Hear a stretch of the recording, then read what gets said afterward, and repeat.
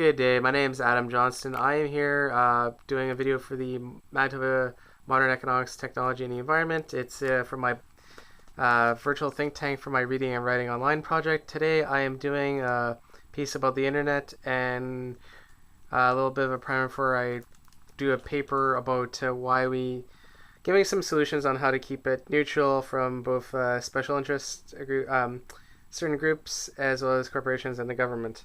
Basically, in the late 1980s, the creation of the World Wide Web has taken off. The society has drastically changed since the end of the Cold War between the Soviet Union and the Western world in 1992.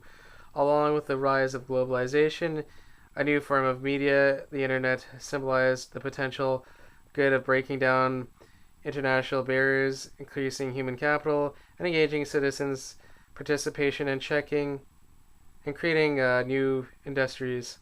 The internet has definitely changed society. In the 1990s, new companies that did not exist in 1989 were created.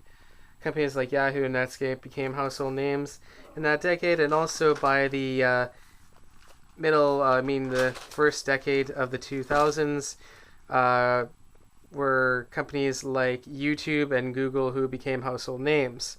And also buzzwords and e-commerce began to flourish, as well as new industries like blogging, online gaming expanded thanks to the internet, which allowed for interactivity, and also new media entertainment like video games did expand drastically thanks to online gaming, which is very interactive and allowed for the video game industry to become mainstream, and this allowed for video games like Call of Duty 2 to set entertainment records worldwide. And the internet, and this is the beauty about the internet, it is interactive, it is neutral right now for the large part, around the world for the most part, because corporations and governments and special interest groups have not gotten their paws on the internet. However, while it's in practice right now, that might change in a few years. In recent times, both politically opposite people, ranging from Rupert Murdoch on the right to ACTRA on the left, which is Canada's union for actors and television workers, have decried about the internet. Rupert Murdoch, for example, says it's a parasite who's devouring the way the newspaper industry is run and is basically taking away a lot of its profits. And one media quote from Maclean's article, which talks about Rupert Murdoch trying to fight the internet, says, quote, this is from Maclean's, and this is a clip that I showed you from an online game, Resistance 2. Quote, this is from Alfonso Monroe. The internet is now the socialist model where everybody can access everything for free, but the democratization of the industry has become unsustainable, says Alfonso Monroe, media strategist with Value Partners in London. And also Rupert Murdoch cites companies like Dig and Google, calling them content kleptomaniacs and stealing content, they say.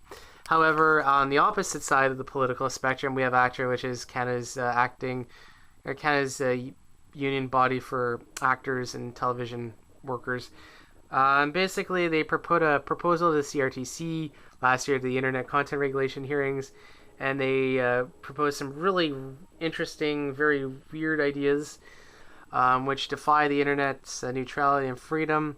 They would want the exemption order lifted and implement appropriate regulatory funding measures to fund new Canadian media content, putting Canadian media content first over other content from internet sources around the world, like in Britain or Brazil or Argentina or the United States. They also wanted all audiovisual works on the internet programs.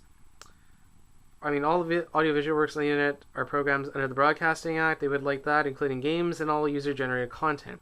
But ACTRA is not seeking regulations on user-generated content. This is from their proposal. Now, those who are making programs available in Canada through the internet or have access to mobile devices for viewing time and place must be licensed, and that's one of the proposals they came up with as well. Believe it or not, those who are streaming live programs in Canada through the internet must have a license. So that's a little bit about internet content regulation.